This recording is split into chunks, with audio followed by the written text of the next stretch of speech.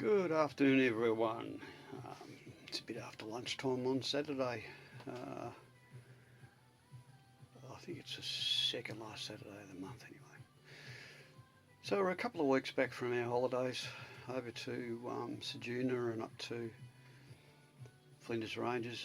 Had a great time. Did a lot of miles. Spent a lot of money on fuel, but we had a nice, relaxing time. It was good fun.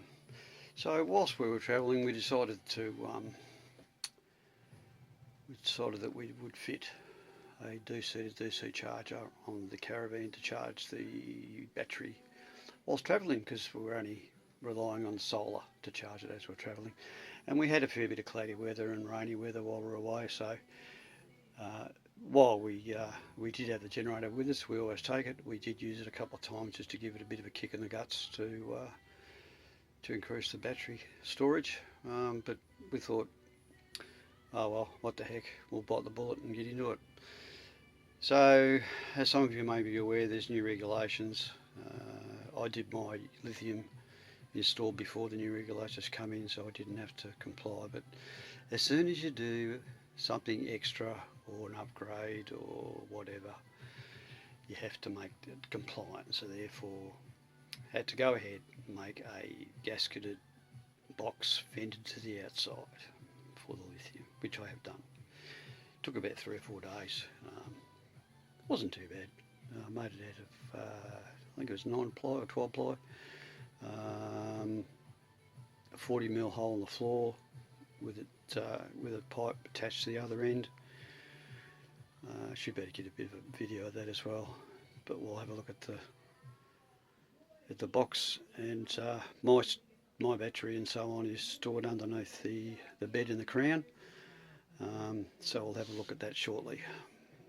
So this is the lift up section under the bed. Originally my battery was on this side. I've moved it over to that side. Just it was a bit of a dead corner, so it was just easy to do that. So as you can see, the box underneath, I have easy access. This is a thumb screw that goes into the box, and you can see that I've got it hinged there, so that lifts up so I can get to the on-off switches here and to the terminals over there. The terminals go through the box right down there, which is hard to see with cable glands, to the appropriate places. The whole box is carpeted just to make it look a bit nice. So down here we've got my MPPT charger for the solar, which you can see it's flashing away nicely. And I'm going to put the DC to DC charger down in here. It should fit. And this is the wire that goes to the car. I'm not sure if that's going to be heavy enough. It might be. It might not be. I think it's 12 gauge, and the unit I'm looking at putting in is 30 amp. So I'll have to have a bit of a look at the specifications on cables and things to make sure that I'm going to be big enough to do it. Shunts down there, obviously. This little trap door here I made some time ago, and that's where the changeover switch went from van to car to both to off. I've got rid of that because we don't really need it. We don't run the van off the battery in the car, simply because we've got a 3000 amp hour battery in that box, an ATG battery in case anyone's wondering, from WA. Good rigs. So I decided to empty that out, but I'll just leave that little door there because it's just easy to get in and see things if you have to. I do have this on gas rams, one gas ram there, one gas ram there. It doesn't lift it up this high, but it lifts up enough to be able to get in there. Over this side I have my 30 amp battery charger, 240 volt charger, which does charge the battery obviously when we're plugged into shore power. And then this little section here, this is where all the annex is for the Fiamma. It fits in there nice, and this is obviously where we do a bit of storage, slide out cupboard, so just to make it easy to get to when the lid's down. As you see, I've got a Renogy 2000 watt inverter. Works pretty well, although I've had issues. I wouldn't recommend Renogy for anything. I would never ever buy another Renogy product. I'm a bit of a Victron fella, as you can probably tell. I'd much rather use Victron. Pay a little bit more for them, but they're, I think, much better. The Renogy inverter has a remote switch, which is plugged in by Cat6 here, and you can have it on either remote off or on, or to save lifting up the lid, turning it on. It's got a remote switch which of course shit itself, and guess what, they don't supply new ones as a spare part. So anyway, I searched the net and found a fella who was able to help me out, and we ended up putting a normal switch up on the kitchen bench, which turns it off and on. So it works fine. It's not a genuine Renogy product, but quite frankly, I wouldn't bother with them.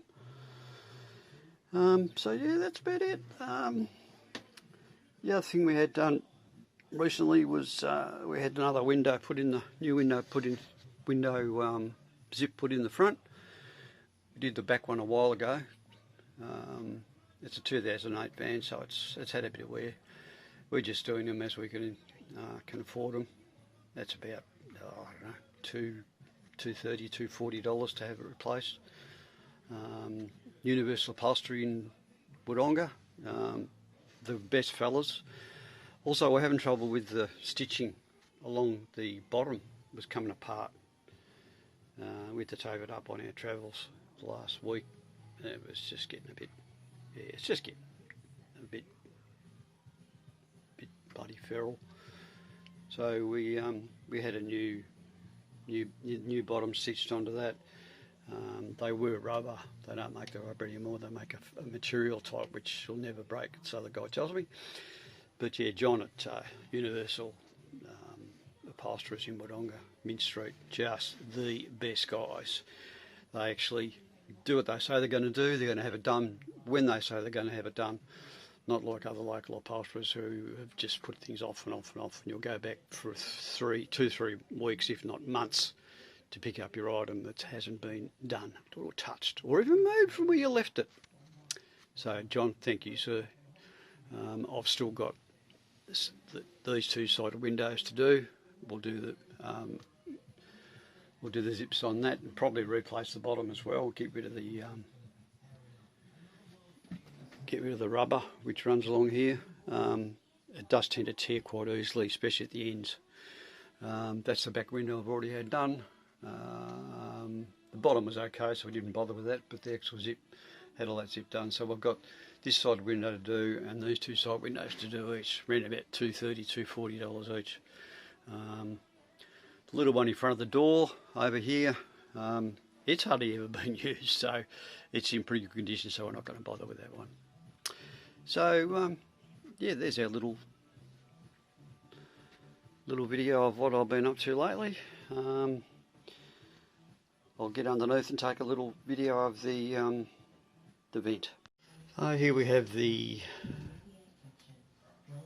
vent underneath. 40mm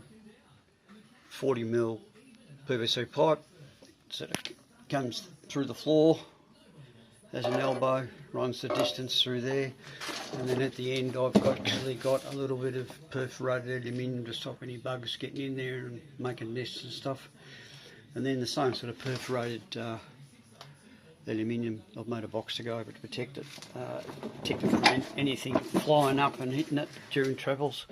I gave it a bit of distance through here. It's probably best part of 350mm. I did that so, and it's facing backwards so that no water gets in it as you're going forward through water.